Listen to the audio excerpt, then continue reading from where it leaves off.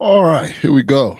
Once again, it's time for Tuesday night with Ty. Tuesday night with Ties. We talk about the Sixers' early schedule. Um, Sixers' early schedule. So, the Phillies play at 7:45 today. So we'll get this all done and wrapped up before all of that. But yes, the Sixers' early schedule comes out. And what do we have? All right. So October 20th, start of the season. It creeps up earlier and earlier each and every year, it feels like, but players don't play back-to-backs. If you do all of that, appreciate you, David. When you got the players playing the back-to-backs and less back-to-backs, if you start the season earlier, then there's less total back-to-backs, and you get more players to play. But we know it's Sixers at the Knicks the night of the ring ceremony for the first game of the year. And wow, let me tell you, I love it. I love it. Now, there will be people, the talking heads will put way too much into one regular season game. We already know that ahead of time. If the Sixers win that one regular season game in New York, the night that the Knicks get their rings after their first championship in over 50 years, we know how big of a deal that'll be. If the Sixers lose, it'll be the Knicks are still this and that. We know a lot of people are going to put a lot into that game, and I'm here for it, though. Like, the national pundits, they're going to be talking about the Sixers a lot. We just got to get used to it. There's going to be, that's right during football season, but we know that's how it's going to be. It's going to be a lot of talk about what this one game means. But if you're a Sixers fan, right away you get to measure yourself against the defending champion at the Garden. I think that's a wonderful first game. I'm really excited about it. And the ring ceremony can go both ways for the Knicks. They can obviously, the building's going to be super loud. It'll be like that game 4 was when they came back from 1,000,000 points against the Spurs. Like, that kind of energy is going to be pretty cool.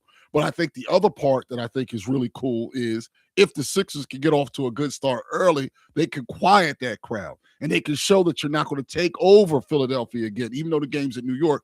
Winning that game and taking care of business in the first game sends a message to the Knicks. It sends a message to the league. It sends a message to the world. So I'm really excited about that. That comes out today. We'll get back to that game in just a moment. Second game as a home opener, that'll also apparently be national TV against the Cavaliers. Cavaliers are a good basketball team. They're not as good as the Knicks. They're not as good as the Sixers. They're not as good as probably the Pacers will be, but they're good. We know that. We know that. And we'll get the ticket prices and all that in just a moment. But the Cavs are good. So 2 days later, boom, Cavaliers. James Harden comes back here. We'll boo him every time he touches the ball, as we should. He is the system and all that stuff, as he never wins ever. And then you have also announced Christmas Day. I think this stinks, by the way, that the Sixers always have to go on the road around that time. Christmas time, every year, it's been like that forever. It's all for the mandatory Disney on Ice trip. Flyers also have to go away. The Flyers own the building, so they have to go. And we know that it's Sixers at Lakers. Sixers at Lakers on Christmas Day as well. That all got released today. So season opener, we know national TV, Sixers versus Knicks on the road on the night of the rings, which is huge. We know the second game against the Cavaliers, the Sixers are going to play the maximum, apparently, national TV games out there. The maximum that you're allowed to play, I believe, is 34. The Sixers will be at the maximum thanks to LeBron James. And then Christmas Day, we have that one as well. Now, already I see people talking about ticket prices and stuff. Before we get into any of the basketball, we have to decide something, okay? And I feel for all the fans. I do, okay? I grew up as a kid where we would maybe go to one game per season. So I know where about that pain. I'm not a person who's above it or thinks that I'm better than it or forgets where I come from. At the same time, they play do I think the Boston game? They play Boston multiple times. Will one of them be a national TV game? Yeah, more than one of them will also be a national TV game. Yeah. Obviously, the whole schedule just got done because of LeBron.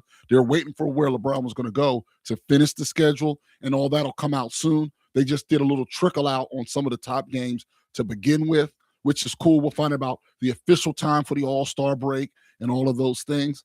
But to start the season, that's awesome. Now, let's get to the ticket prices then, because I understand where people are coming from. But you know how bad it got these last couple regular seasons, okay? The last couple regular seasons, okay? When it comes to the Sixers and that building. Fans had started to buy the tickets just to sell them. All right. Yeah. Full schedule Thursday. So we have the trickle out today. Will they go to Atlanta? Yeah, they'll be in Atlanta at some point. That this is going to be the tough thing for Sixers fans are if you can't get a ticket to a game in Philly, and they're going to be extremely tough, can you take a small road trip? Here are the places where I think you'll be able to get tickets, and it may end up coming out cheaper. Now, obviously, it is not the Knicks. It is not the Knicks. Going to the Knicks is out. That's going to be way more expensive. Brooklyn, many times, if you don't mind sitting upstairs, will have affordable tickets, okay? The Nets are not good. They're not going to be good this upcoming year. And depending on when the Sixers play them, that's an opportunity, okay? Now, if it's early in the year, very hard. But after January, when the Nets have a bad record, there will be opportunities at that point to go up to Brooklyn to get those seats. Again, if you have season tickets, you're good. But I'm talking about for fans who are looking to get Sixers tickets on the road and not wanting to spend a lot of money on a trip. Like going to LA, obviously, is out. Going to the Knicks, out. Brooklyn, though, after January, you will be able to StubHub some tickets and get a game, and that's not a bad trip.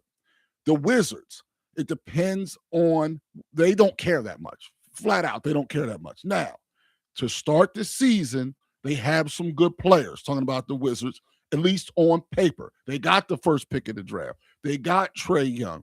They got Anthony Davis. But I don't think they're going to be very good. If they're not good after January 1st, if they have a trip there, that's another big opportunity. Charlotte isn't very good.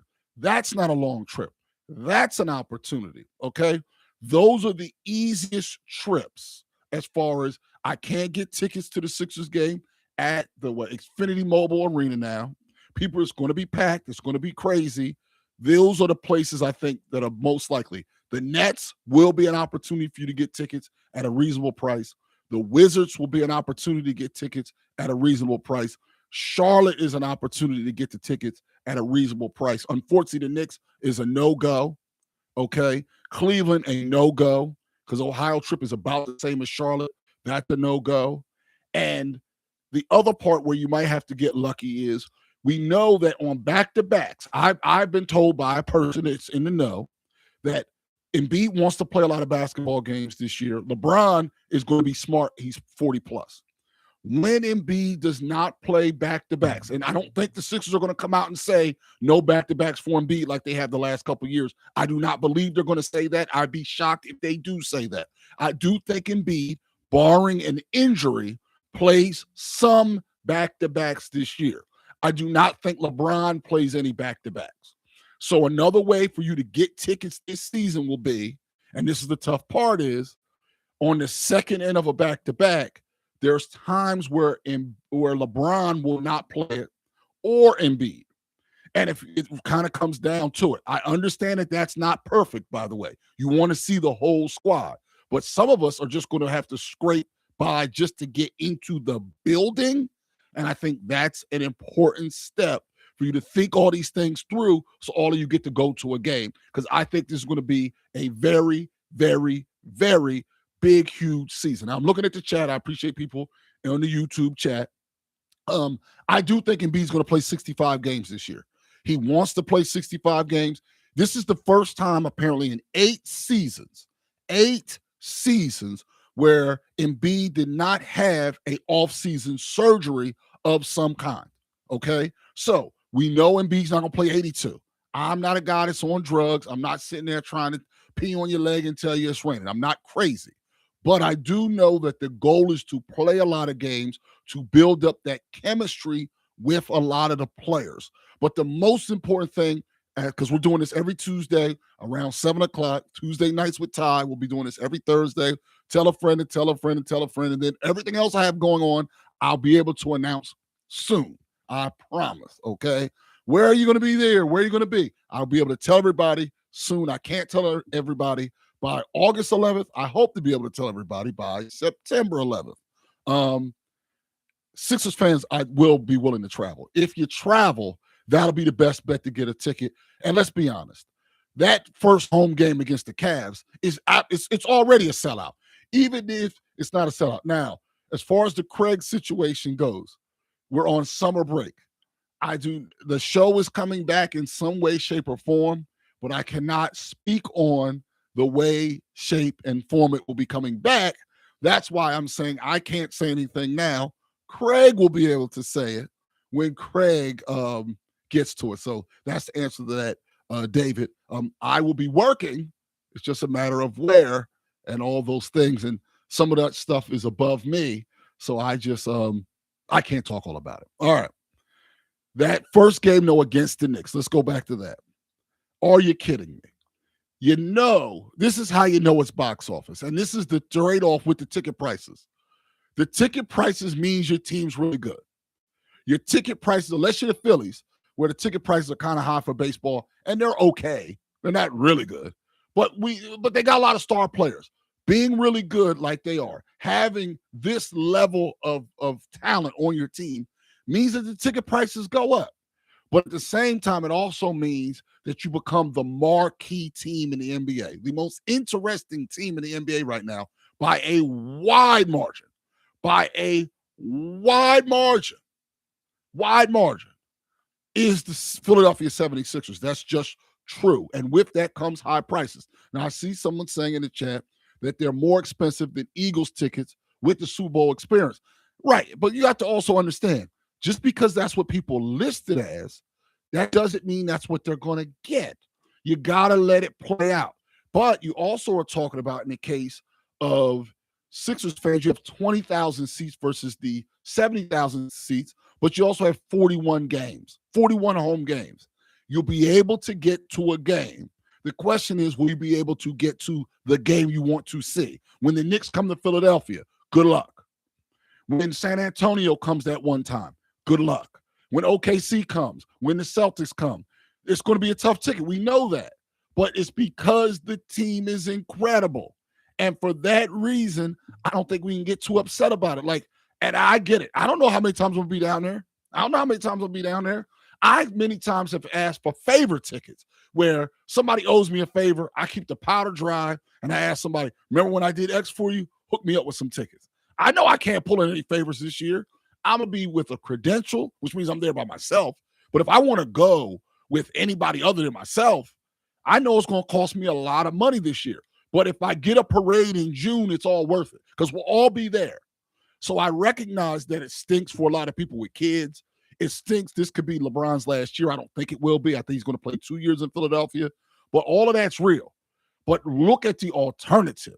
If your team wasn't good, then you're really stuck. Your team is really good. And now you get the marquee matchup. And one thing that is really, speaking of Craig Carton and all of the New Yorkers, they've been downright disrespectful, okay? Word of the night right now, disrespectful, okay? Where the Knicks don't fear the Sixers. And I understand what happened in the playoffs last year, but the team is completely different. We know that, and they know that. So I want them to enjoy their ring ceremony because it's the last ring ceremony that any Knicks fan is going to have in their lifetime. I don't say that out of hate. I say that out of love. Enjoy it. Relish it. Live it up. Because the Sixers are winning the championship this year. And then at some point, the Spurs will start their reign of terror. So the Knicks got in there at the right time, and they got a championship, and that championship is real. But it's the only one you're going to get in your lifetime. So enjoy. You enjoyed it in June. Continue to enjoy your summer and enjoy that ring ceremony. Because when they throw the ball up on October 20th, you're no longer champion. You're now trying to be defending champion. You have to defend that championship. You don't start in June. It starts in October. You got to get through 82 regular season games. You got to get through all of that. Okay? And that's why I'm like LeBron and the Sixers to go, once you take care of them, You take care of Cleveland and start off 2-0. Now the world will start to really treat the Sixers with the proper respect. Because right now there's all these questions about chemistry and it'll take time and wah. Okay? You're talking about the best team in the sport. Talking about the best team in the sport going up to Madison Square Garden to kick their ass. Now, do you think there's a chance Ben Simmons takes the final roster spot? I'm not 100% sure we have an open roster spot, but I would be open to Ben Simmons returning, and here's why. Here's why. We're talking about the edges of a roster. I want to make this clear. The edges of a roster. Now, Ben Simmons should not start a game for anybody, maybe ever again in his entire life. I want to make that very clear. Maybe never again in his entire life as far as starting an NBA game. But we're talking about the edges of your roster, okay? Think about, as a Sixers fan, the last man on the bench over the years, okay? You have to ask yourself this if you're anti bringing in Ben Simmons for that spot, for that Sixers spot, and have him there for that Knicks series to start, game to start in the Cleveland and the Christmas game out in Los Angeles against the Lakers. Who do you think's more likely to help you in a small situation? Meaning there's some injuries, there's a lot of foul trouble to go with injuries. You only dress 10 guys that night for whatever reason. Who's more likely to help you? Even the ghost of Ben Simmons or some guy on a 10-day or some guy on the minimum who probably isn't necessarily NBA caliber. That's why I'm okay with Ben Simmons, because it's the edge of the roster. I think the mistake that people make when they're talking about Ben Simmons, okay, is they're talking like anybody that wants Ben Simmons to come in thinks he's going to start or even to be in the rotation. He very well could be neither. And he definitely isn't either to start this season. But he's extremely talented at what he does. Now, you're talking about Tony Roten. I see that, right? Tony Roten type guy, clanging jump shots, won't fit into a system. That guy is the usual type of guy you'll have at the end of your bench. I'd rather have Ben Simmons come in to just rebound, just pass, just play some defense, and hope. I'd much rather that than a no-hope type of guy, because this Sixers team is about a championship. And there's a lot of people out there, what about a young guy? You can't worry about developing young guys right now. Can't worry about it. That is so far from the top of the Sixers radar. You want to develop your young guy, VJ Edgecombe, who starts, but he starts. That's how he's going to develop. He's playing with 4 other 20-point scorers. That's how he's going to develop, okay? That's how he's going to develop. But you don't want some young guy who may or might not be able to play basketball at the end of your bench. You want a guy with some hope. So the way you look at the Ben Simmons situation, if they were to bring him in, is best case scenario, he's a poor man's version of what he was before. You don't need him to score anymore. There is no Matisse Thybulle anymore. There are none of those bummy players that they had in the past that just stunk. You have players now that can all score and help you. And this is a pretty deep team overall as well. But with Embiid's injury history and Bona's, like, people love Bona. I don't see it. I know he plays hard. I know he's an energy guy. I know he can play some minutes. But I don't have any loyalty to Bona as a backup center. I have none, okay? If Bona doesn't play a single minute and the Sixers win, I'm good, because I don't see how Bona has grown. I actually think Bona was worse in year 2 than he was as a rookie. I'm not a Bona fan.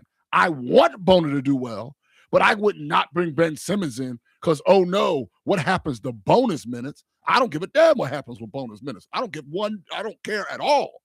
He'll have to go out there and show it, okay? But people say it's a hard no on Ben Simmons. Why is it a hard no, though? If he just is a bench player who's not even in your rotation, tell me who's more talented who might help you. Because when you get to the end of the bench, you know it's a might. Okay, we're not talking about KCP, who you know is going to help you. Okay, we know he's going to help you. We know that. We know that Dean Wade is going to help you. Okay, Dean Wade is in the rotation. Dean Wade will start games when Embiid's out. Dean Wade will start games when LeBron's out. If Jaylen Brown misses games, Dean Wade starts. Like, we're talking about guys in your rotation, okay? Those are good players, okay? We're not talking about that. We're talking about fringe of the roster. Now, I don't even know all the fringe guys on the roster. I'm going to look it up since I can do that in real time, of not the guys we're thinking about. You know about LeBron, Jaylen Brown, Embiid, Maxey, VJ. Anthony Simmons, we know, is going to be in the rotation, okay? We know VJ starts. We know Boner's going to be there. KCP is going to be there. You know Barlow's there, okay? But after that, you don't care about any of these other stuff. Filing Jr., I don't know how much he's going to give them as a rookie. This is a win-now team now. Maybe in a different situation he can give you more, but you don't know what he's going to give you, okay? Jabari Walker, you don't know what you're getting from him. You don't know what you're getting from Justin Edwards in a playoff situation. When you look at the end of the bench, Ben Simmons right there is just better than those guys. He's just a better basketball player than those guys. So again, I'm not even talking about in your first 8 or 9 or even in your first 10. I'm saying after your first, if you have your starting 5 and you know you're going to play KCP off the bench, you know you're playing Simons off the bench, you know you're playing D Wade off your bench, you're already at 8. Barlow's probably your 9th man, and if Boner's your 10th man, if those are your 10 that you're sure about, right? Those 10 players. Who cares? After that, you just want guys that might help you because it's all a crapshoot. Now, tell me who you would roll the dice more with, if you're being honest, and this is to the people that say hard no. Who do you trust more? Jabari Walker or Ben Simmons? Justin Edwards or Ben Simmons? Rayan Rupert or Ben Simmons?